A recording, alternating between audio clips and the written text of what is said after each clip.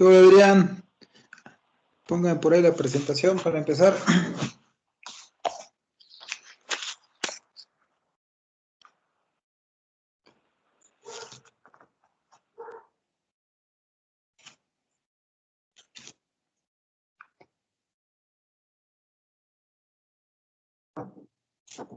Aquí le mandé la presentación. Ya está cargando, doctor. Ah, ya está cargando, sale.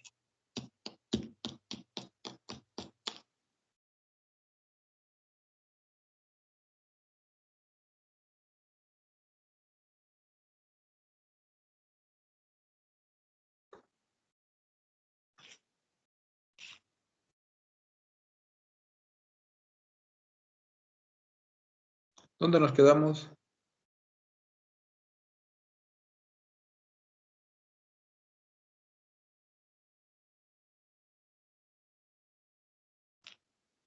Ahí, doctor.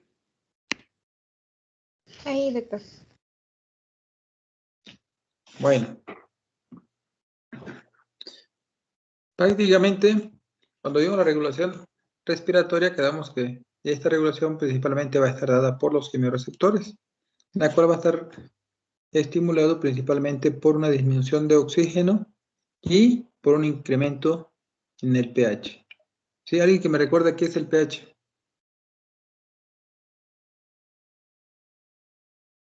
Es el logaritmo negativo de la concentración de los iones hidrogenosos.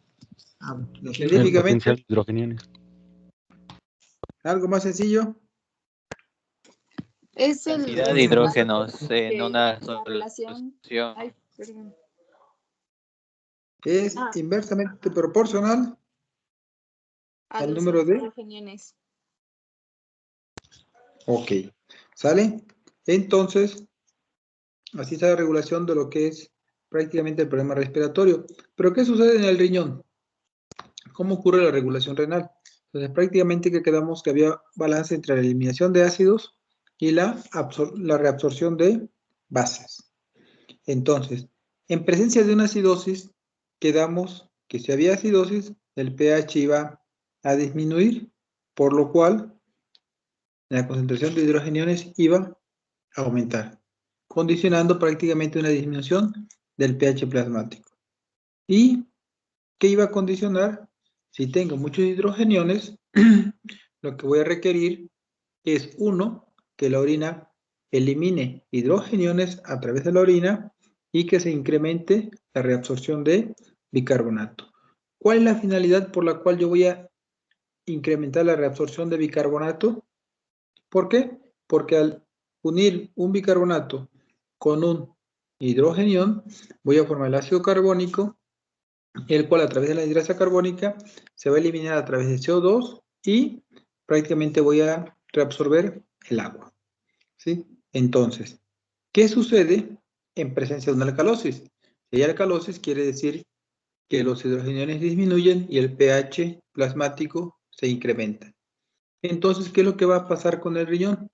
Si aquí eliminaba hidrogeniones, prácticamente en una alcalosis lo que voy a requerir es reabsorber hidrogeniones y ahora voy a eliminar bicarbonato por la orina. ¿Sí? De forma que una compensación respiratoria de las alteraciones metabólicas, ¿qué va a ocurrir? Ante una acidosis metabólica, ¿qué quiere decir? Si tengo acidosis, pues prácticamente el pH va a estar disminuido. Y si es metabólica, pues prácticamente voy a tener un déficit de bicarbonato. Ante esta situación de acidosis metabólica, lo que va a ocurrir es que va a disminuir la PCO2. ¿Sí? Prácticamente me dicen que por cada 1.2 milímetros de mercurio va a disminuir un mini equivalente de bicarbonato. Recordemos, si el bicarbonato disminuye, tiene que disminuir la PCO2. Ahora, ¿qué ocurre en la alcalosis metabólica? Pues prácticamente la respuesta esperada. Si el bicarbonato aumenta, la PCO2 debe aumentar. Y me dicen, ¿sí? Por 0.7 milímetros de mercurio que incrementa la PCO2, voy a incrementar un mini equivalente de bicarbonato. Entonces, prácticamente se dan cuenta, ante una compensación respiratoria de las alteraciones metabólicas, pues, es mínima la diferencia. Pero, ¿qué sucede ante una compensación metabólica de las alteraciones respiratorias? Prácticamente, si tengo una acidosis respiratoria aguda, ¿sí? Si tengo una acidosis, quiere decir que el pH está disminuido y la concentración de hidrogeniones está aumentada. Es decir, la PCO2 va a estar incrementada. Si aumenta la PCO2, en automático tiene que incrementar también el bicarbonato. ¿Sí? ¿Por qué? Porque quedamos que los dos componentes se van a mover hacia la misma dirección. Sube la PCO2, tiene que subir el bicarbonato, como una respuesta compensadora. Y me dicen que por cada mini equivalente de bicarbonato que aumente, vean, van a incrementar 10 milímetros de mercurio de PCO2. Vean cómo la compensación metabólica de las respiraciones, de las alteraciones respiratorias, es más rápida, más aguda prácticamente. Ahora, en una acidosis respiratoria crónica, vean cómo se va a comportar. Por cada 4 minicovalentes de bicarbonato, van a subir 10 minicovalentes de PCO2. ¿Sí? Pero ante una alcalosis respiratoria aguda, si es alcalosis, voy a tener prácticamente el bicarbonato disminuido, por lo cual prácticamente va a disminuir prácticamente la PCO2. Los dos componentes van a estar disminuidos. En la alcalosis respiratoria aguda, prácticamente por cada 2 minicovalentes que disminuye el bicarbonato, van a disminuir 10 milímetros de mercurio de PCO2. Mientras que en la alcalosis respiratoria crónica, ¿sí? El componente por cada 4 equivalentes de bicarbonato que disminuyan, van a disminuir 10 milímetros de mercurio de peso. Prácticamente lo que aquí estamos viendo es las respuestas compensadoras, tanto en la regulación renal ante un problema respiratorio. Y de esta forma tenemos que entender que la gasometría arterial prácticamente nos va a dar varios componentes. 1, pH, 2, PCO2, 3, bicarbonato, 4, la presión arterial de oxígeno y la saturación. Prácticamente el pH me va a determinar si el paciente tiene acidosis o tiene alcalosis. Sí, prácticamente ese es el nombre. Y el apellido va a estar dado por dos componentes. 1, si es respiratorio, la alteración va a estar a nivel de la PCO2 con una respuesta a través del bicarbonato. Si el pH está alterado y el problema es el bicarbonato, la respuesta compensadora va a ser a través de la PCO2. Entonces prácticamente el pH me da el nombre, mientras que la PCO2 y el bicarbonato me van a dar qué apellidos tiene ese nombre. ¿Sí? Ahora, ¿para qué me va a servir la presión arterial de oxígeno? Pues prácticamente la presión arterial de oxígeno, lo que comentaba, la presión arterial de oxígeno me va a permitir determinar a través de la fracción inspirada de oxígeno, ¿sí?, si hay o no hay alteraciones en la hematosis. ¿Sí? ¿De cuánto es la fracción inspirada de oxígeno al medio ambiente? ¿Cuánto es de oxígeno? 21%. Pues lo tomamos como 21%, ¿sí? Los libros te dicen que es de 20.98%, ¿sí? Entonces, prácticamente, ¿sí? Prácticamente, ¿qué es lo que vamos a hacer? ¿Sí? Entender ese intercambio, ¿sí? Muchos llaman PAF y muchos llamamos índice de Kirby, pero tenemos que entender que tanto la PO2 entre la FiO2 me van a permitir determinar si hay o no hay alteración en el intercambio gaseoso, ¿sí? Ahora bien, ¿qué otra cosa voy a requerir? El enfoque clínico para valorar estos gases aquí en Puebla. Prácticamente esos son los parámetros que están utilizando en base al laboratorio de fisiología pulmonar del Centro Médico Nacional del IMSS aquí en Puebla. Y me dice que la presión barométrica pues, está a 590 milímetros de mercurio. ¿Sí? Vamos a tener una saturación de oxígeno normal del 92%, una presión arterial de CO2 de 35 mililitros de mercurio. ¿Sí? La presión arterial de oxígeno 65 mililitros de mercurio, CO2 sí, 20 microlitros por litro, y el bicarbonato 19 microlitros por litro, y el pH en el plasma 7.42. ¿Sí? Adelante, Brenda. Hola a todos, buenas noches. Les voy a compartir, vamos a continuar con esto. Bien, así que vamos como un poquito en orden. Como dice el doctor, así rápidamente, siempre recuerden estos términos. Acidemia solamente se refiere al pH. Y o sea, acidemia y alcalemia solamente al pH. La diferencia que tiene con los términos de acidosis y alcalosis es que como tal, estos ya nos van a indicar la respuesta metabólica a esta concentración de hidrogeniones, ya sea que esté elevada o que esté disminuida.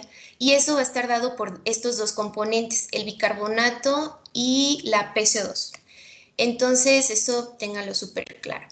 Ahora, ¿por qué es tan importante, como ya lo mencionamos la clase pasada, por qué es tan importante el equilibrio ácido-base? O sea, si recuerdan, la clase pasada decíamos que a niveles idóneos de temperatura, una osmolaridad ideal y otros factores, pues como tal presenta una homeostasis en todo el cuerpo. Ahora, es importante, creo que esto de trastorno ácido-base es una de las cosas más importantes que deben estudiar en toda la carrera, porque si ustedes entienden esto, muchas de las patologías que más adelante van a ver y cuando entren al internado les va a facilitar mucho la vida y van a entender muchas cosas que como tal pues van pasando día a día en el hospital. Ahora, estas como pueden ver son las principales consecuencias de los trastornos ácidos bases más graves. O sea, cuando, por ejemplo, en una acidemia tenemos un pH superácido menor a 7.2 o en una alcalemia un pH super básico o alcalino mayor a 7.6. Entonces, por ejemplo, ¿alguien me puede explicar, o sea, dentro de lo que ya hemos ido viendo, por qué estas reacciones respiratorias se dan, por ejemplo, en una acidemia? ¿Alguien que quiera participar? ¿Aquí? Ya lo comentamos. Perdón, ¿puedes repetir la pregunta, por favor, doctora? Sí. A ver, estas alteraciones, por ejemplo, aquí dice hiperventilación y disminución de la fuerza muscular respiratoria en una acidosis, ¿por qué se presenta? Pues como hay altas concentraciones de hidrogeniones, estas a nivel pues cerebral pueden pasar la barrera hematoencefálica y estimular a núcleos vulvares de la ventilación, aumentando así pues el proceso de inspiración. Ok, el concepto es el correcto, solo recuerda que los varoreceptores son en el incremento del CO2, no de los hidrogeniones. Pero sí, es prácticamente eso. Ahora, eso nos lleva ahora a esta respuesta metabólica del aumento de potasio. ¿Por qué? Por los intercambiadores. Como se van a estar secretando hidrogeniones con la luz tubular en la orina, pues se va a estar absorbiendo potasio. Entonces, pues eso va a provocar la hiperpotasemia, que después también pues va a tener que ver con la disminución de contractilidad y con el riesgo de arritmias y lo de arriba.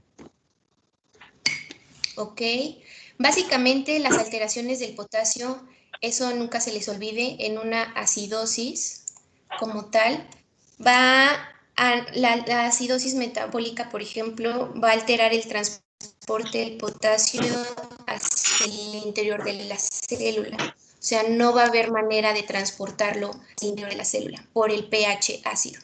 Entonces, como bien lo mencionó, la concentración de potasio extracelular pues nos va a causar alteraciones con la sodio-potasio ATPasa, por lo cual también el trastorno del sodio se va a dar. Y eso, por ejemplo, ¿qué nos lleva a nivel cardiovascular? ¿Qué necesitamos para que el corazón se contraiga?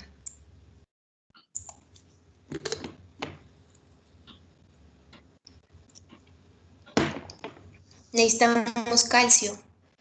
Entonces, el transporte del calcio también está dado por una bomba sodio-calcio ATPasa. Entonces, si tenemos una concentración variada en el sodio, supongamos, no podemos meter potasio, entonces nos estamos quedando con poquito sodio afuera. Entonces, la célula no va a sacar sodio para meter el calcio intracelular y que pueda tener como tal esta contractibilidad pues cardíaca. Por eso va a estar disminuida.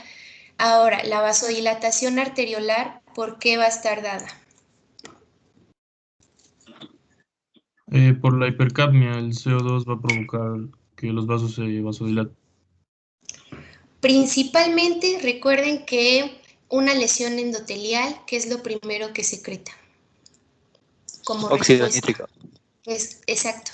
Entonces va a secretar óxido nítrico, ante una lesión endotelial constante, que va a estar dada en este caso por la situación de acidosis, va a secretar ácido nítrico y eso nos va a dar la vasodilatación, ¿ok?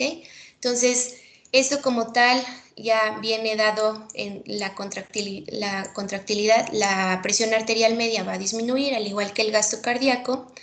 ¿Y por qué vamos a tener una respuesta baja a catecolaminas?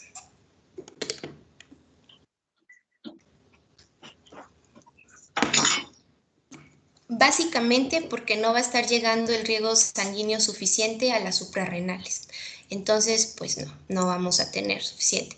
Y como ya mencionaron, las arritmias principalmente van a estar dadas por el aumento de la concentración de potasio. Ahora, ¿y la resistencia insulínica se nos pasó? ¿Por qué? ¿Por qué vamos a tener resistencia a la insulina en una acidosis?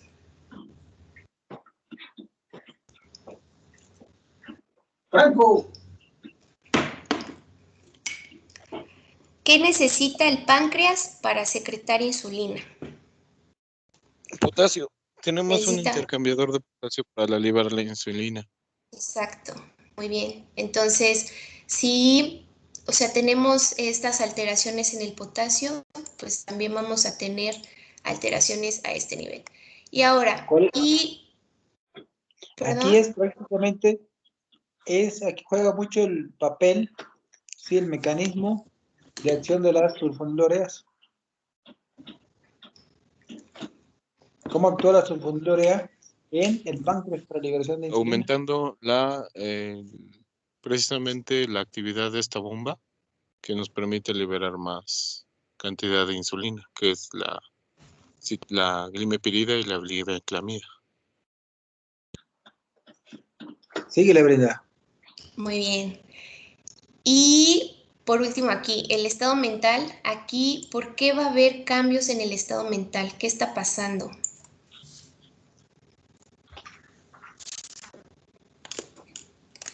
Si tenemos un potencial de acción, si nuestra bomba sodio-potasio nos ayuda a tener un potencial de acción, ¿qué está pasando con las células, con las neuronas? Disminuye el su desequilibrio de la excitabilidad. Ajá, eso. Exacto. Entonces entran en un estado de reposo, ¿ok? Entonces, esto nunca se les olvide porque, con esto es importante que no solamente se quede ahí en la fisiología de saber, pues, cómo entra la bomba, saca y demás. Tenemos que empezar ya a traspolarlo a la clínica, vaya. Ahora, en contrario, en un estado de alcalemia extrema, vamos a tener una vasoconstricción arteriolar. ¿Por qué?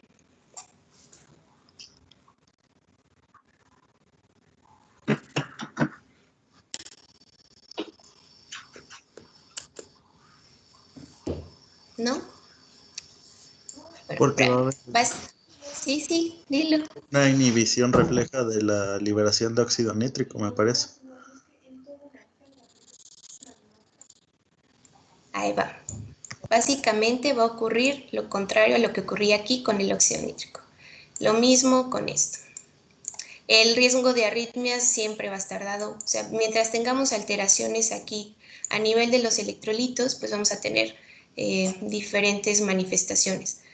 Entonces, si aquí ya vimos que o sea, en una acidosis respiratoria, la manifestación va a ser una hiperventilación, aquí vamos a tener una hipoventilación. Aquí no sé si lo lleguen a ver, dice, sí, estado mental alterado, convulsiones y tetania. ¿Por qué? Si aquí estaban las células en reposo, aquí ¿qué va a pasar? Un estado metabólico acelerado. Exacto, las células van a estar sobreexcitadas. En el caso, Entonces, por ejemplo, de la calemia, en vez de estar hipercalémicos, vamos a estar hipocalémicos, por tanto no hay así es, repolarización. exacto. Entonces, igual aquí las células van a estar sobreexcitadas, por lo tanto, o sea, el estado mental va a estar igual alterado, pero aquí por la sobreexcitación vamos a tener como tal convulsiones y tetania. ¿Por qué? Si aquí no podíamos meter calcio a la célula, aquí ¿qué tenemos de más? Pues calcio.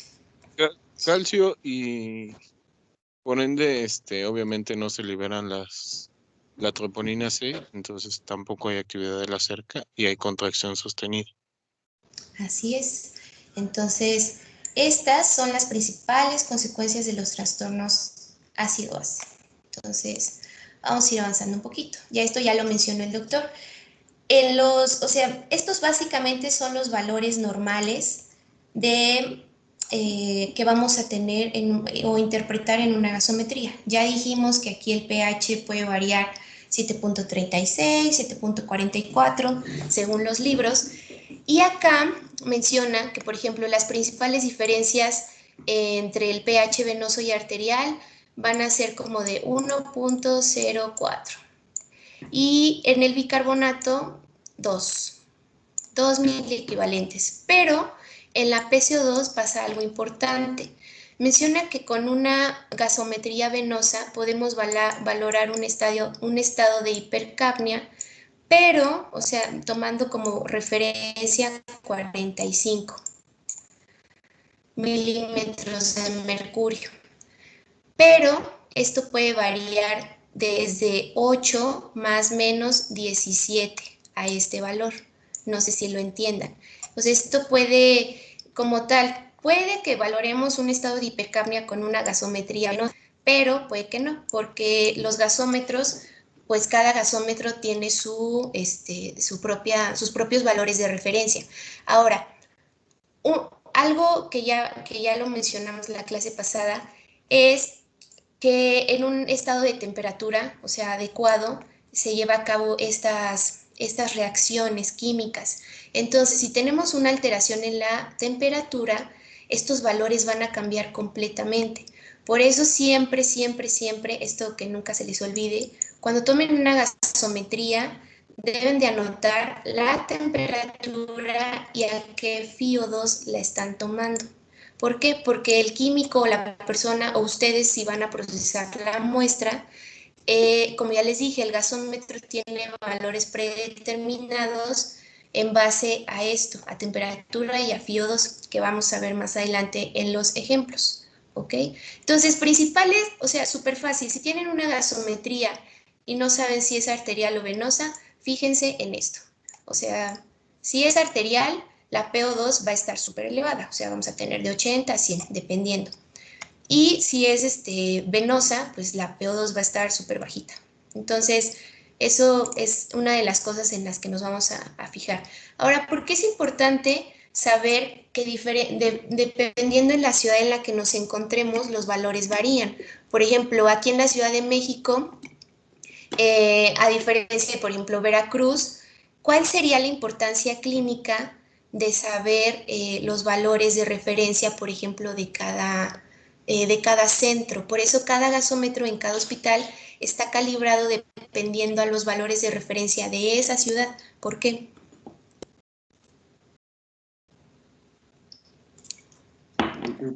Pues entre más elevado estás a nivel del mar, se podría decir que más difícil es respirar, entonces más baja va a estar la presión oxígena. La Ok. presión parcial tanto de dióxido de carbono como de oxígeno varía de acuerdo a la altura sobre el nivel del mar. Ok. Entonces, por ejemplo, si una persona aquí en la Ciudad de México tiene hemoglobina de 16 y está saturando, supongamos, al 93%, o sea, ustedes considerarían que está normal, y supongamos que tiene una PO2 de, no sé, 85. Pero es que estos valores también se modifican los valores de hemoglobina porque la hemoglobina tiende a aumentar, se tiende a Exacto. estabilizar dependiendo de la zona en la que vives. Exacto. Se supone que, o sea, acuérdense de esto, entre más altura va a haber una disminución de la presión de oxígeno, es decir, vamos a tener menos oxígeno. Entonces el cuerpo tiende a adaptarse a crear más eritrocitos, hay más hemoglobina para poder captar el oxígeno disponible que hay. Entonces eso pues ténganlo siempre en cuenta. Como tal, entonces ya vimos que para darle nombre solo nos fijamos en el pH, ¿ok? So, decimos si es una alcalemia, acidemia, luego ya vamos ahora a darle un apellido, si es acidosis de origen metabólico o respiratorio. Entonces, tenemos 4 trastornos primarios: acidosis metabólica, alcalosis metabólica, acidosis respiratoria y alcalosis respiratoria. Básicamente, estos son los problemas. En la acidosis metabólica hay un aumento en la concentración de hidrogeniones, disminución del pH y una disminución importante en la concentración de bicarbonato. Va a pasar lo contrario con la alcalosis metabólica. Y ahora en la acidosis respiratoria el problema principal va a estar dado en la hipoventilación, en donde estamos reteniendo mucho CO2 y vamos a tenerla aumentada, el pH va a estar disminuido, y pasa lo contrario, en la alcalosis estamos eliminando mucho CO2, entonces estamos por el mecanismo que es hiperventilación y nos estamos quedando con poquito CO2. Hasta aquí, ¿tienen alguna duda de cómo se forman estos trastornos primarios?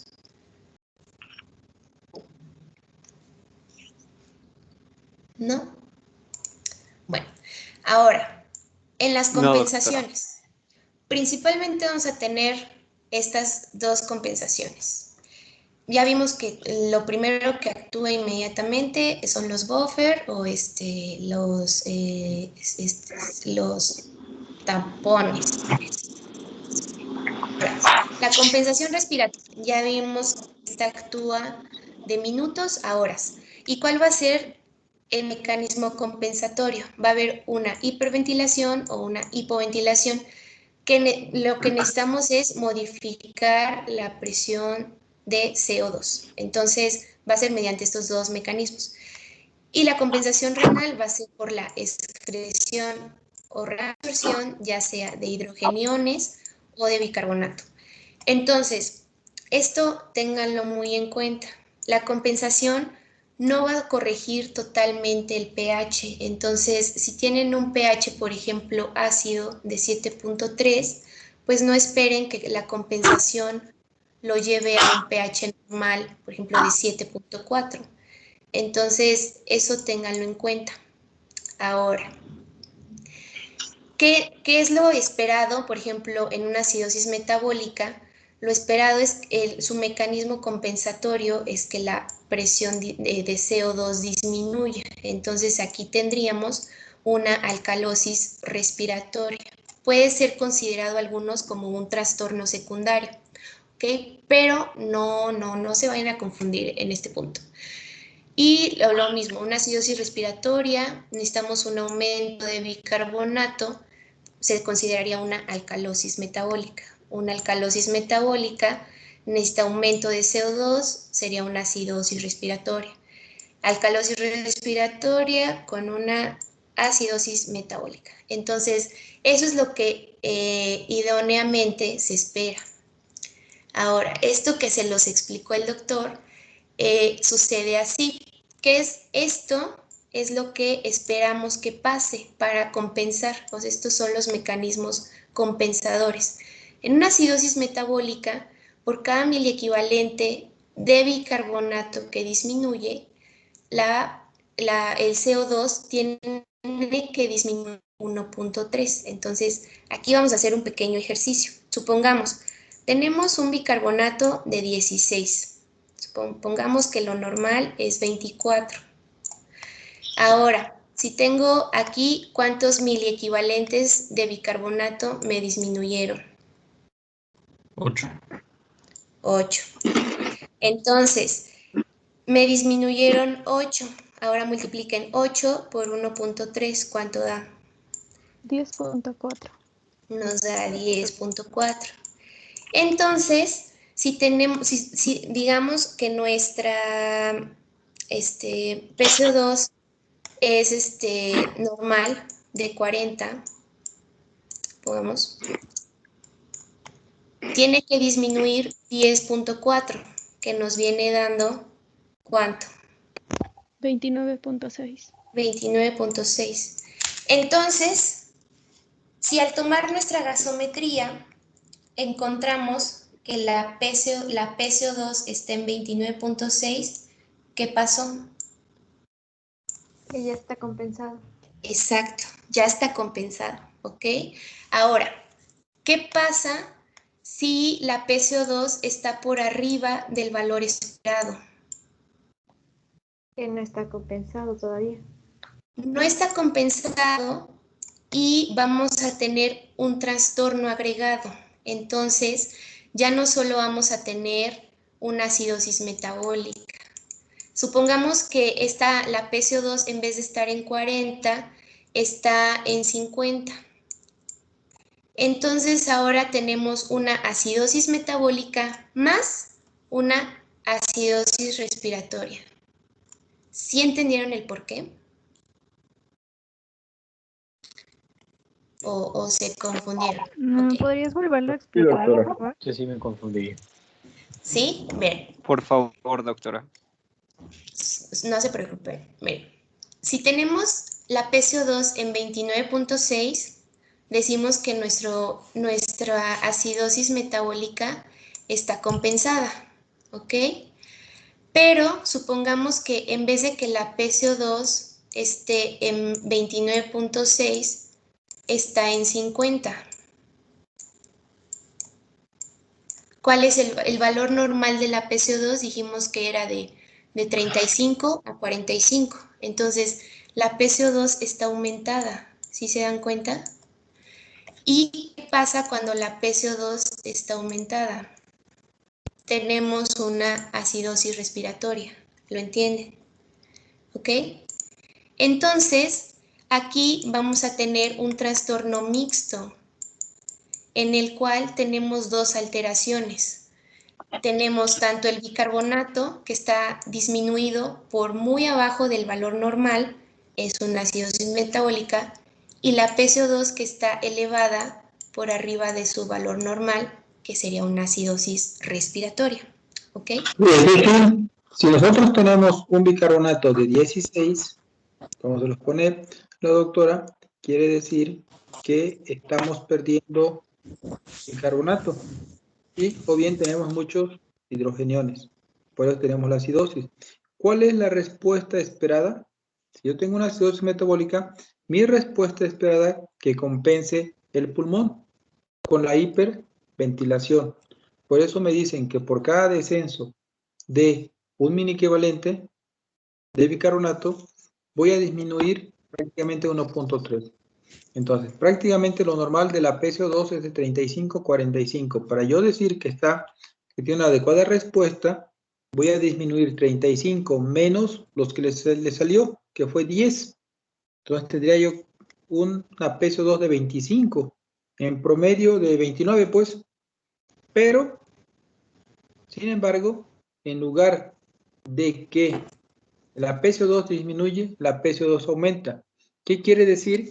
Que no solamente el riñón es el que me está fallando, sino que también el pulmón es el que va a estar alterado, ¿sí? Entonces, aquí el pulmón no está siendo capaz de poder compensar el problema metabólico. Por eso, la doctora está diciendo que tiene un problema mixto, tanto metabólico como respiratorio. ¿Sí? Primario cuando es un solo, prácticamente, o es el pulmón o es el riñón. Y tenemos la respuesta compensadora. Ahí hay una alteración primaria con una respuesta secundaria de una forma fisiológica. ¿Sí? Pero aquí prácticamente ya me habla de que tanto el pulmón como el riñón están deteriorados. ¿Por qué? Porque esa PCO2 de 50 no es la esperada ante una acidosis metabólica. Entonces ya tengo una acidosis mixta. Está disminuido el bicarbonato y está aumentado la PCO2. Yo siempre les he manejado. Si el bicarbonato disminuye, lo esperado es que la PCO2 disminuya. Sin embargo, si no ocurre eso, ya estamos hablando de algo mixto, donde ya están los dos involucrados. ¿Sí? Síguele, Brenda. Así es. Entonces, si entendieron este ejemplo, van a poder entender como todo lo demás que pasa. Entonces, si se dan cuenta aquí dice, o sea, como dice el doctor, si en la acidosis metabólica el bicarbonato disminuye, lo esperado es que la PCO2 también disminuya. Y así con cada uno. La acidosis respiratoria, si la PCO2 aumenta, el bicarbonato aumenta. Si se dan cuenta, las flechas van en la misma dirección. ¿Ok? Entonces, si uno disminuye, el otro también tiene que disminuir para compensar. Si el otro aumenta, el contrario también tiene que aumentar. Entonces aquí así pasa en cada uno. Por ejemplo, en la alcalosis, por cada 1000 equivalente que aumente de bicarbonato, la PCO2 tiene que aumentar 0.6. Pueden llegar a encontrar valores variados, pero no están muy lejos entre ellos. Ahora, ¿cuándo consideramos que es el agudo y el crónico principalmente se da en los problemas de tipo respiratorio? ¿Cuándo consideramos que es agudo y cuándo consideramos que es crónico?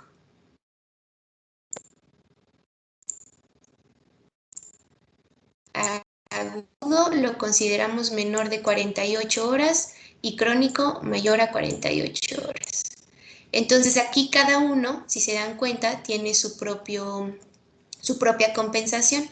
En la aguda, por cada 10 milímetros de mercurio que la PCO2 aumenta, el bicarbonato tiene que aumentar 1 miliequivalente, pero solamente a partir de los 40 milímetros de mercurio. Y esto va a aplicar para todas. ¿Ok? Entonces no me voy a detener como explicar cada una, porque por eso fue el ejemplo con la primera, para que más o menos lo entendieran. ¿Hasta aquí tienen alguna duda o alguna pregunta? Yo tengo una duda. ¿Sí? Por ejemplo, en el ejemplo que nos dio de acidosis metabólica, ¿puede ser que en vez de que aumente la PCO2 disminuya? Sí, eso me faltó. Qué bueno que me lo mencionas. ¿Qué pasa si, por ejemplo, la PCO2 disminuye más de lo que tiene que disminuir? O sea, supongamos que aquí en vez de tener 29, tiene, no sé, 20. Entonces tenemos un trastorno, sigue siendo un trastorno mixto, pero ahora le vamos a llamar que es una alcalosis respiratoria. ¿Ok? Aquí era una acidosis y acá va a ser una alcalosis. En ambos, o sea, va a ser, si digamos, para dejarlo como claro, si por ejemplo, el PCO2 disminuye a lo que tiene que disminuir, también está teniendo una alcalosis respiratoria. ¿Por qué? Porque estamos teniendo una disminución de la PCO2, que es, o sea, si la PCO2 disminuye menos de 35, vamos a tener una alcalosis respiratoria, ¿ok? Siempre y cuando tengas también afectación a tu pH. Exacto. ¿Sí?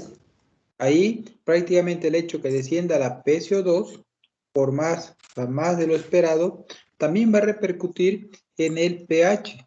¿Sí? Entonces, si disminuye prácticamente esa PCO2, quiere decir que tu paciente está hiperventilando. Y al estar hiperventilando, ¿qué quiere decir? Que estás barriendo CO2. Y el CO2 prácticamente va a provenir de la unión de un hidrogenión con un bicarbonato. Al unirse a su ácido carbónico y a través de la anhidrasa carbónica se separa. Y lo que va a estar eliminando es la CO2. Entonces, si nosotros perdemos muchos hidrogeniones, ¿en qué quedamos? Si pierde hidrogeniones, el pH aumenta, porque es inversamente proporcional a la concentración de hidrogeniones. Y entonces aquí este paciente, primero teníamos con acidosis metabólica, el paciente empieza a hiperventilar y ahora nos vamos al extremo de una alcalosis respiratoria. Se invierte. El pulmón ahora es el que está alterado y el riñón es el que trata de compensar. Pero, repito, quien nos da la pauta si es acidosis o si es alcalosis, siempre va a ser el pH. ¿Sí? Entonces aquí, para terminar, tenemos que valorar siempre cómo está ese pH.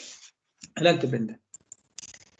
Bueno, entonces aquí siempre son, aquí no voy a explicar cada una, pero esto para que sepan que existan, son fórmulas que te van a ayudar a calcular la compensación de cada una. Aquí la que más les debe de importar es la famosa fórmula de Winter, porque esa siempre en toda la vida se las van a preguntar. Entonces, esta es la fórmula de Winter. Ahora se van a decir, no, pues, o sea, en estas fórmulas, por ejemplo, ya lo calculé y no sé, aquí en la acidosis metabólica nos salió 10.4, ¿ok? Pero, ¿qué creen? Existe un límite de adaptación, o sea, por ejemplo, aquí la PCO2 no puede disminuir más allá de 10 milímetros de mercurio. La alcalosis metabólica, o sea, con cada valor, cada uno tiene un límite de adaptación. Si ese límite se rebasa, entonces ya no está compensando, ya está cayendo en un trastorno secundario, o sea que ya no va a ser solo un trastorno, ahora van a ser dos. ¿Sí quedó claro? O sea, esto no es como para que se lo aprendan o que si va a venir en el examen o que esto sepan que existe y pues, o sea, siempre la información se puede buscar al momento que la necesite, pero es importante que lo tengan muy en cuenta. Ahora, ¿qué son esos famosos trastornos mixtos? Un trastorno mixto va a ser cuando existe más de un trastorno primario al mismo tiempo, ¿ok? Ya sea cuando la compensación es menor o mayor. Entonces, en el ejemplo que teníamos de la acidosis metabólica, si la PCO2 estaba por arriba, por ejemplo, como pues, que estaba en 50, ahora ya tenemos una acidosis respiratoria. ¿Por qué? Porque la respuesta de compensación fue, aquí fue, en este caso, fue menor. ¿Por qué? Porque no disminuyó, al contrario, aumentó. ¿Y qué pasaba en el otro extremo? Teníamos una PCO2 de 20, lo cual nos llevó a una alcalosis respiratoria en donde la compensación fue mayor porque disminuimos más de lo que teníamos que disminuir. Entonces, cuando llegamos a esos extremos donde la compensación es menor o es mayor, vamos a tener dos trastornos primarios. Entonces aquí vamos a tener, ya sea, por ejemplo, aquí que menciona, si teníamos en la acidosis metabólica, disminuye de más la PCO2, ahora vamos a tener una alcalosis respiratoria y así con cada trastorno. Entonces, básicamente, eso es un trastorno mixto. Ahora, esto se va a ir complicando un poquito, pero es importante que sepan identificarlo. Ahora, ¿quién me puede responder esta pregunta? ¿Qué pasa cuando el pH es normal, pero tenemos alteraciones en la PCO2 o en el bicarbonato? Decimos que estamos en equilibrio ácido-base o que tenemos un trastorno.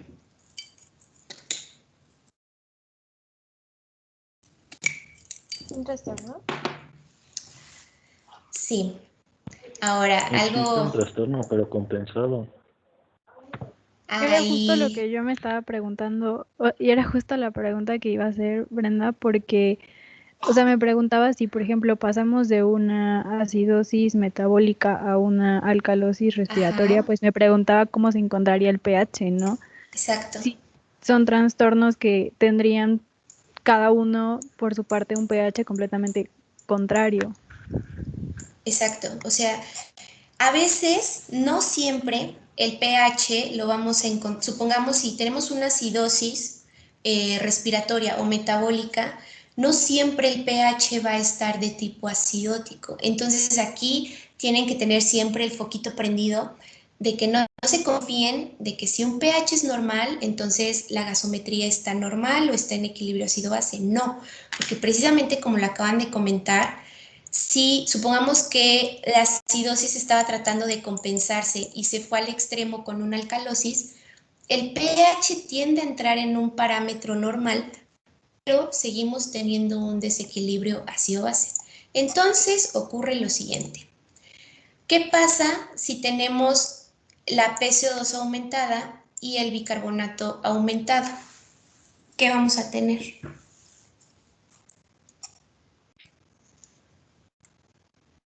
Acuérdense, si tenemos la PCO2 aumentada, es de tipo respiratorio y tenemos una... Acidosis respiratoria. Exacto. Y si tenemos el bicarbonato aumentado, es de tipo metabólico, tenemos una... Alcalosis metabólica. Exacto. Entonces, muchas veces estos trastornos mixtos son súper comunes. Entonces, si el pH está normal, pero tenemos alteraciones en estas dos, tenemos que ponerle nombre y apellido, ¿ok? Siempre acuérdense, si la PC2 está aumentada, es una acidosis respiratoria, y si está disminuida, es una alcalosis respiratoria, y lo contrario con el bicarbonato, ¿ok? Y ahora, ¿qué pasa aquí? Si tenemos la PCO2 disminuida, vamos a tener una alcalosis respiratoria. Y si el bicarbonato está disminuido, vamos a tener una acidosis metabólica, ¿ok? Entonces, esos son los trastornos mixtos más fáciles, ¿ok? Ahora esto se va a complicar un poquito más. Seguimos con el pH normal, pero ahora esto se los voy a explicar bien un poquito más adelante, porque el anion gap es algo muy importante dentro de las acidosis metabólicas.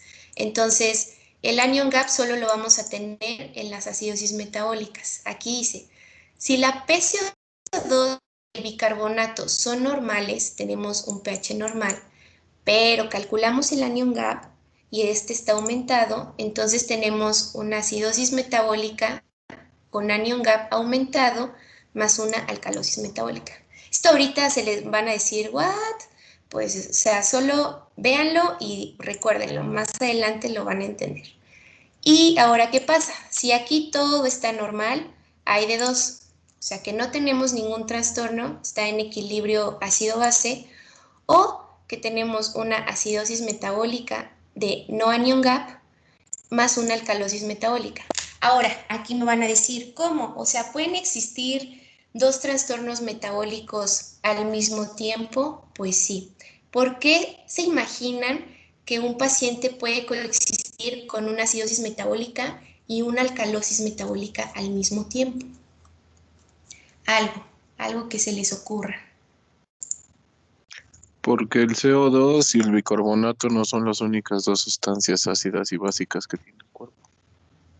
Sí, es una parte. Ahora, ¿qué pasa? Por ejemplo, el paciente tiene una acidosis metabólica y tú dices, no, pues necesita bicarbonato. Y le pasas un montón de bicarbonato. ¿Y qué crees? O sea, el paciente no necesitaba bicarbonato. Ahora lo llevaste a un extremo que va a ser una alcalosis metabólica.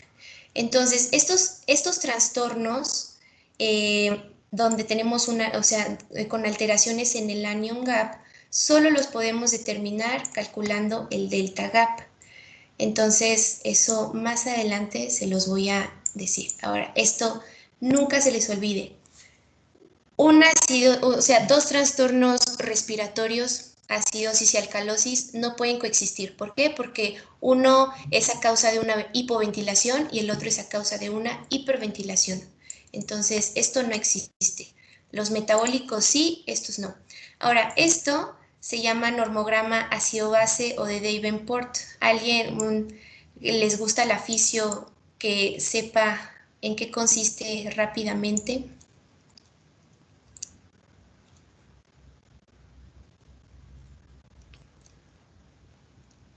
¿No?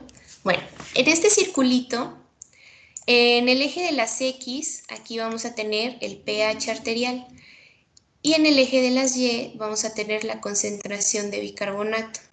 En este circulito que dice normal, van a caer los valores normales. Entonces, por ejemplo, si yo les digo el paciente tiene un pH de 7,4 y un bicarbonato de 24, lo unen y entonces cae dentro de lo normal. Estas áreas sombreadas representan el aproximado, son como límites de confianza que te va a representar el 90% de las compensaciones. Entonces, tú puedes tener aquí tu normograma y dices, pues mi paciente, no sé, tiene 7,2 de pH y tiene un bicarbonato de 12, entonces tú lo unes aquí y te dice que es una acidosis metabólica, ¿ok?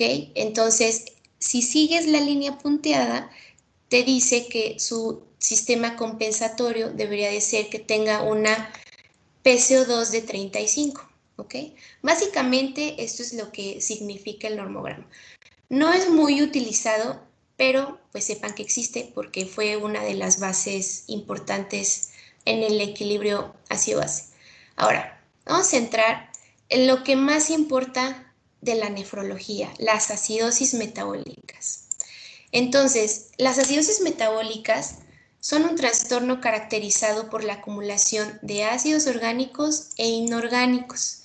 Entonces, aquí vamos a tener un aumento en la concentración de hidrogeniones y una disminución en la concentración de bicarbonato, lo cual nos va a llevar a un pH disminuido. ¡Mande! Regrésate 2, 3 para atrás. ¿Ese? Otra. Ahí en esas. O sea, prácticamente la pregunta que te comentaba la doctora es ¿cómo saber? ¿Sí? ¿Cómo saber si una acidosis pasó a una alcalosis pasó a una acidosis? ¿Sí? Me refiero prácticamente, creo que es la que sigue, ¿no? No, yo creo que es esa. Era esta. ¿La que sigue? Bueno, es esa. pH normal, pero, entonces, aquí prácticamente es cómo interpretarla. Si tengo el pH normal, pero tengo PCO2 de 32 y tengo bicarbonato de 22, ¿qué tengo?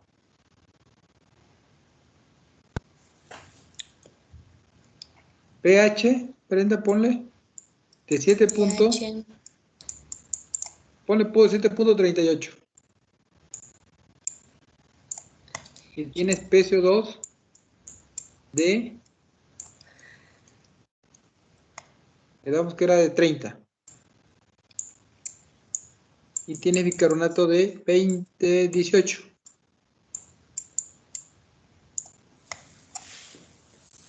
¿Qué tengo ahí? Mi pH es alcalosis respiratoria y acidosis metabólica. ¿Cómo sería, doctora? ¿Cuál sería el primario y cuál sería el secundario? El primario tendría que ser la metabólica porque sería la que más tarda, bueno, se estaría compensando la pulmonar más, la respiratoria más rápido.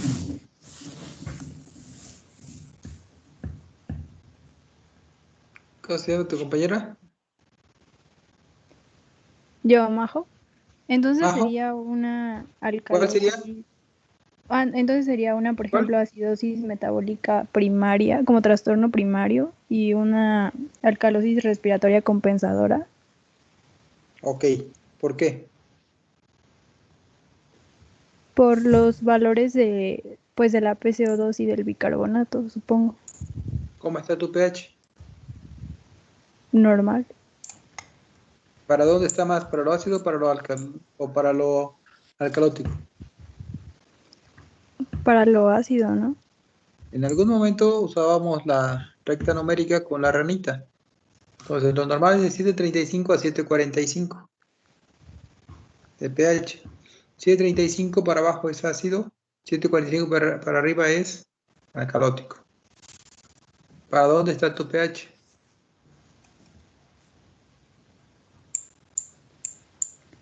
Pues tomando el punto medio de entre 7.35 y 7.45, que sería 7.40, está mucho más hacia lo ácido. Entonces, sería un poquito más hacia lo ácido, ¿sí? Entonces, ¿cuál de sus componentes está para la acidosis? El CO2. Es el bicarbonato. Está disminuido, ¿sí? El bicarbonato normal es de 23 a 25 y está disminuido, entonces esa sería una acidosis metabólica que está compensada con una alcalosis respiratoria, ¿sí? Entonces, prácticamente aquí, este es una acidosis metabólica. Lo que decía Brenda, ¿sí? ¿Cómo puedo saber si esta acidosis metabólica, lo puedo sacar otras cosas que se llama prácticamente anion gap, y de ahí le puedo sacar lo que se llama delta gap? Más adelante vamos a ver en qué consiste el anion gap y en qué consiste el delta gap. Entonces, prácticamente, para saber, ¿sí? Cuando tengo un pH normal y tengo mis dos componentes, tengo que ver cuál está alterado, ¿sí? Entonces, en este caso, tengo el bicarbonato disminuido que me está condicionando una acidosis metabólica, mientras que mi patrón respiratorio, mi componente respiratorio, me está compensando esa alteración, es decir, está hiperventilando, es decir, está barriendo estos hidrogeniones que el riñón no es capaz de eliminar, o bien el riñón no es capaz de reabsorber el bicarbonato que me hace falta, ¿sí? No sé si te respondí tu pregunta, Majo. Sí, Doc. ¿Sí? Entonces, o sea, como conclusión se podría decir que ante un trastorno mixto, el componente primario o el trastorno primario siempre va a ser el metabólico, porque compensa más rápido el respiratorio. Algo así. No, ¿sí? bueno, igual tiene que ver mucho con tu correlación clínica, porque por ejemplo, ¿qué tal si este paciente del que estamos hablando, te digo que es un paciente con enfermedad renal crónica y que llegó hiperventilando? Entonces, ahí sí, ¿no? Si vomita pierde también bicarbonatos, entonces la clínica puede cambiar eso en un momento. Exacto, exacto. Siempre, siempre tienes que ver tu correlación clínica, porque ahorita esto lo estamos viendo plasmado aquí en letras y en números, pero como te digo, ¿qué tal si estamos hablando de este paciente que viene todo, o sea, enfermo renal crónico, viene todo urémico y está hiperventilando? Entonces, de cajón, yo pensaría que su trastorno primario es metabólico. ¿Por qué? Porque es enfermo renal y viene descompensado, viene con alguna alteración. Y está, o sea, y está compensando, o sea, con la hiperventilación, está barriendo CO2. Entonces yo diría que ahí el trastorno quizás secundario o el segundo trastorno sería la alcalosis respiratoria. Pero ahora, que si yo te digo, es un paciente que está intubado y que, o sea, está intubado por, no sé, por neumonía por influenza. Entonces, y el ventilador, supongamos que está, los valores que tiene el ventilador está barriendo mucho CO2. Entonces, yo aquí diría que el trastorno primario o el primer trastorno fue el respiratorio y después, o sea, el renal. Entonces, aquí siempre tienen que relacionarlo mucho con su clínica, porque igual, como dicen, puede venir vomitando o puede venir, o ingirió algún tipo de medicamento o ácido, entonces eso lo modifica completamente. Entonces, no pienses que siempre va a ser como de tipo metabólico. Sí tarda más tiempo en compensar, pero ¿qué tal si te llega en una alcalosis respiratoria aguda o en una acidosis respiratoria aguda? Entonces, por eso siempre tienen que ver, pues, cómo viene su paciente. Y bueno. Sí, muchas gracias, Brenda. No, de nada. Entonces aquí, regresando a lo que estábamos hablando de las acidosis metabólicas, aquí eso es importante. El pH en una acidosis metabólica no siempre es indispensable para el diagnóstico de la acidosis. Ahora, aquí también se llega a ver una clasificación temporal en aguda y crónica, donde dice que la aguda es de minutos a horas en pacientes críticos. O sea, pacientes críticos me refiero a pacientes que vienen en un shock séptico, en un shock hipovolémico, o sea, un politraumatizado, o sea, pacientes que al momento tienen una alteración crítica, o sea, que está teniendo bombas por todo el cuerpo, alteraciones químicas por todo el organismo. Y crónica tarda de días a semanas. Aquí dice poco frecuente y les pongo los asteriscos porque es poco frecuente en patologías como tal, pero en los pacientes con enfermedad renal crónica esto es lo que sucede. Tienen una acidosis metabólica crónica en la cual se van adaptando. Entonces, estos pacientes tienden a vivir con bicarbonatos de 10 o de 12. Entonces, por eso, más adelante, cuando veamos enfermedad renal crónica, en ellos. Y como ya vimos al inicio, tienen consecuencias sistémicas importantes, que aquí se las vuelvo a poner. Aquí prácticamente dice la acidosis metabólica, en la acidosis metabólica, ¿sí? La gran característica es, sí, recordamos que al inicio de lo que fue el tema, teníamos ácidos orgánicos y los ácidos inorgánicos, principalmente, ¿sí? Volátiles, no volátiles, la anterior, ¿sí? Entonces aquí prácticamente ante una acidosis, ¿qué va a ocurrir? Pues en la acidosis, lo que vamos a tener principalmente es, no, la anterior que estabas pasando. ¿Esta? No, síguele. Es que nosotros las vemos como que un poquito después de que la cambia. Esa, Brenda. Perdón. No, esa no, la anterior. Yo tengo consecuencias sistémicas. Esa. Prácticamente aquí, todo lo que es la acidosis metabólica, sí, voy a tener la acumulación de ácidos orgánicos y prácticamente inorgánicos. Recordemos que vamos a tener hidrogeniones, sí, prácticamente a través de los volátiles y los no volátiles. Si existe un incremento de los hidrogeniones, prácticamente vamos a tener como respuesta una disminución del bicarbonato, ¿sí? Prácticamente si el pH disminuye, ¿sí? Y ante una acidosis metabólica es porque tenemos un incremento en los hidrogeniones, llevando así una acidosis, ¿sí? Y obviamente aquí va a estar condicionada prácticamente por una disminución también del bicarbonato. Entonces es decir, una acidosis metabólica, ¿sí? Bien, tenemos la aguda y la crónica, ¿sí? El riñón como tal nunca va a ser capaz de poder mantener o darle prioridad o sostener una acidosis metabólica aguda. Por eso, ante un paciente con un cuadro de pancreatitis, con una lesión renal aguda, ¿sí? Vamos a tener esos pacientes con acidosis metabólicas severas, ¿sí? Y en un momento dado tenemos que sustituir o bien utilizar algún método de sustitución de la función renal para poder lograr, ¿sí?, estabilizar esa acidosis metabólica. Sin embargo, en lo crónico, pues el riñón sí lo puede metabolizar, sí lo puede a cierto punto compensar, como lo vimos al inicio, ¿sí? El paciente que tiene una enfermedad renal crónica puede andar con 10, 8 de bicarbonato y puede andar con una acidosis metabólica muy severa sin tener ninguna manifestación. Entonces, prácticamente, al decir acidosis metabólica, es que estamos reteniendo mucho hidrogenión, condicionando disminución del pH y una disminución del bicarbonato. Y principalmente es por una alteración a nivel renal. Sale, Brenda, la que sigue. Súper. Entonces igual, aquí viene nuevamente el resumen de pues todas esas alteraciones a nivel vascular, metabólico, inmunológico y neurológico. Entonces no nos vamos a detener mucho en eso. Ahora, ¿Por qué la acidosis metabólica es un poco extensa y complicada? Si se dan cuenta, o sea, tiene unas repercusiones pues muy severas a nivel sistémico.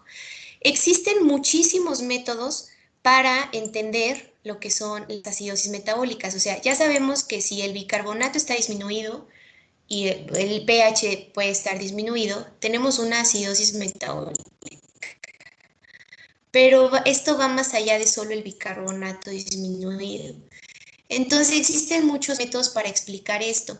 El anion gap, bases, el método de Stewart, en donde tratan de explicar que la mayoría caen en lo mismo, de que las alteraciones en los electrolitos nos van a llevar a una alteración ácido-base. ¿Por qué? Porque de acuerdo al método de electroneutralidad que vamos a ver aquí, debe de existir una equivalencia de cargas. Tanto tenemos, en el líquido extracelular debe de haber la misma concentración de cargas positivas como de cargas negativas.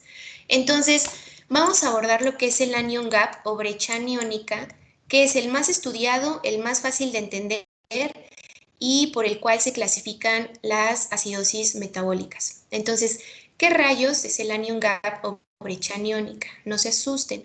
Esto se va a basar, como ya les dije, en el principio de electroneutralidad, en donde dice que debemos de tener en el líquido extracelular la misma cantidad de aniones como de cationes. Entonces, para explicarlo, aquí nos hace un ejemplo en donde tenemos 150.000 equivalentes de cationes, debemos de tener 150.000 equivalentes de aniones.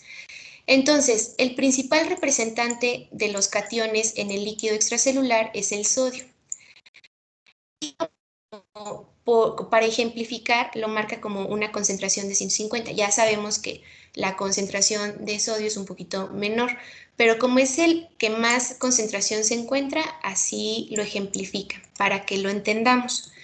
Y ahora, los aniones, los principales representantes por su concentración es el cloro y el bicarbonato.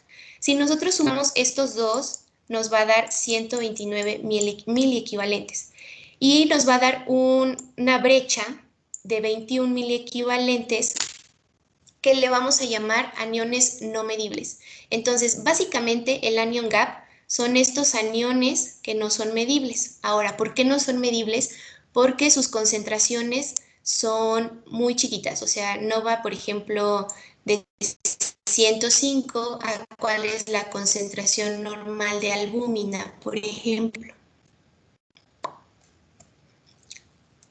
Muy bien, 3.5. Entonces, se dan cuenta, es una variación importante. Ahora, ¿sí entendieron de dónde sale el anion gap? Es esta diferencia de aniones que no podemos medir. Y ahora, ¿cómo lo representamos en una fórmula? Básicamente, vamos a restar los cationes medibles, que en este caso es el sodio, menos la suma de los aniones medibles, que va a ser el cloro, más el bicarbonato. Entonces, si nosotros restamos estos aniones medibles a los cationes medibles, nos va a dar cuánto nos está faltando, ¿ok? Eso que nos está faltando es el anion gap. Y entonces nosotros vamos a saber si tenemos, por ejemplo, aniones medibles. Aquí lo ejemplifica como 21. Pero ahora, ¿qué pasa si nosotros en vez de tener 21 tenemos 40? ¿Qué nos estaría diciendo? Que hay un anion gap elevado. Exacto, o sea, bueno, tenemos un anion gap elevado, pero lo que nos está diciendo es que tenemos muchos aniones medibles. Y ahora se van a preguntar, ¿cuáles son esos aniones no medibles? Ahora, para términos como de fórmula, el sodio por lo regular, cuando existe una elevación de la glucosa, se tiende a corregir porque la glucosa crea un estado hiperosmolar y el sodio se llega a diluir. En este caso, no se debe de corregir el sodio se debe de tomar tal el valor como nos lo marca ahora sí que la química sanguínea, por ejemplo. Entonces, el valor normal del anion gap es 12 más menos 4. A veces lo van a encontrar como 10 más menos 2, pero básicamente se utiliza más esto. Ahora, ¿cuáles son esos aniones no medibles? Principalmente son proteínas aniónicas, la albúmina, ácidos orgánicos y ácidos inorgánicos, lo que el doctor les estaba diciendo. Ahora, estos ácidos orgánicos, lactato, acetoacetato, el acetato, beta-hidroxibutirato, si nosotros llegamos a tener aumento de estos, obviamente esa brecha aniónica está aumentando y el anion gap pues va a aumentar. Y lo mismo pasa con los ácidos inorgánicos, fosfato y sulfato. Ahora esto lo vamos a ir viendo un poquito más adelante. Y cationes no medidos lo marca como el calcio, el potasio y el magnesio principalmente. Y a ver, ahora, en un paciente que cursa con hipoalbuminemia es importante corregir. Bueno. Ya mándalos a dormir. Está bien. 11:20. ¿Sí? Tienen un fin de semana largo para poder leer lo que sigue. Aquí viene todo lo que es acidosis metabólica, y en acidosis metabólica tenemos que sacar prácticamente lo que es el anion gap. Bien lo que dice Brenda, prácticamente es una diferencia entre aniones y cationes, y prácticamente aquí lo importante es poder determinar qué implica un anion gap elevado y qué implica un anion gap disminuido. ¿Sí? Hasta aquí, ¿alguna duda?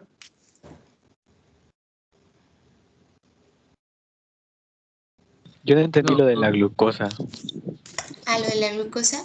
¿Y qué significa un gap disminuido? ¿Cómo? ¿Qué significa una qué? El gap disminuido, ¿qué simbolizaría? Ah, Más adelante lo vamos a ver. Eso lo vamos a ver más adelante, exacto, porque de ahí, o sea, vamos a tener una división importante. Acidosis metabólicas con anion gap elevado y acidosis metabólicas con anion gap normal o disminuido. Entonces, eso no te adelantes, vamos a verlo, qué significa, porque cada tipo de acidosis tiene un significado muy especial. Entonces, yo les recomiendo que lo lean súper bien. Ahora, la glucosa, cuando veamos trastornos del sodio, cuando tenemos, si por ejemplo, o sea, tenemos un paciente con elevación de la glucosa, ¿qué hace la glucosa en el líquido extracelular? Si tenemos, no sé, 300 de glucosa, ya sabemos que por ósmosis el agua se va a mover de una menor concentración a una mayor concentración. Entonces, si tenemos 300 de glucosa en el líquido extracelular, ¿qué va a pasar? Nos va a jalar agua del líquido intracelular. Y entonces, todos nuestros electrolitos que se encuentran en el líquido extracelular se van a diluir porque tenemos un aumento de agua. ¿Ok? ¿Sí? ¿Sí se entiende? Entonces el sodio, cuando veamos hiponatremias, hipernatremias, en un estado de hiperglicemia, el sodio se tiene que corregir. Hay una fórmula para corregir el sodio para saber cuál es el sodio pues real de ese paciente, porque el sodio en un paciente con hiperglucemia va a estar diluido, entonces nos va a decir que tenemos menos sodio del que realmente tenemos, ¿ok? Pero para fines de cálculo del anion gap, tu sodio, si tu paciente tiene hiperglicemia, el sodio no lo corriges. A eso me refería. Prácticamente aquí, Okay. Recordemos que la osmolaridad te la va a dar el sodio y también la glucosa. Entonces tú tienes glucosa, ¿sí? Va a condicionar, como dice Brenda, el movimiento del agua. Y con eso va a disminuir prácticamente el sodio. No lo va a disminuir, lo va a diluir.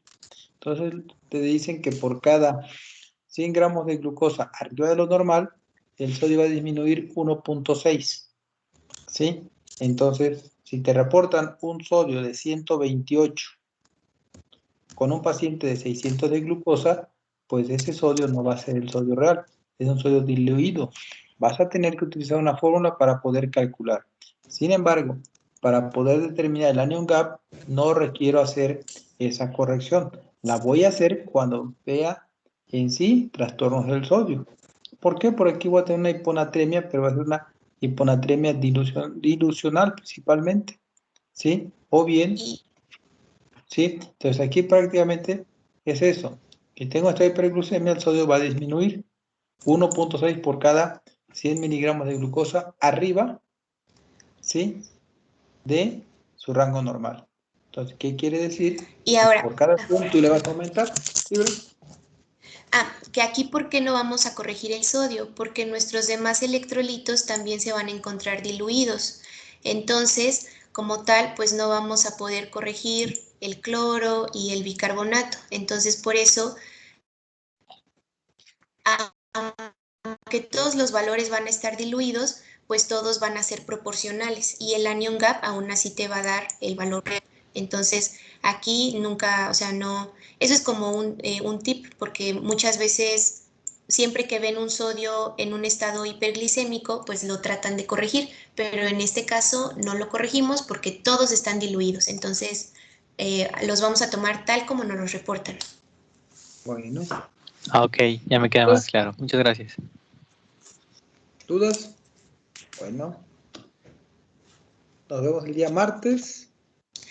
No olviden de mandar sus equipos para que ya les asigne sus temas, si no, no les va a dar tiempo. Brenda, una cosa, te iba a preguntar si mejor te podemos agregar al grupo de WhatsApp, porque luego también Teams no te avisa como Ok. Sí. Sí, porfis. Si quieren, ¿Podrías poner tu número en el chat para que algún administrador te agregue? Ok, ahorita lo pongo, ¿vale? Okay. Muchas gracias. Nos vemos el próximo martes a las 10. ¿Sale, Brenda? Sí. Dale. Bye. Bye. Empiecen a robarse las gasometrías para verlas. Que no tienen práctica clínica, ¿verdad? Brenda, No, yo tengo muchas. Yo en el bueno. grupo de chat les voy a subir un archivo como con 100 gasometrías y cada quien que agarre una, ¿vale? Vale, árale pues. Nos vemos. Vale. Sí, adiós. Hasta luego, Hasta chao. luego, bonita noche. Gracias. Gracias, Doc. Muchas gracias. Gracias.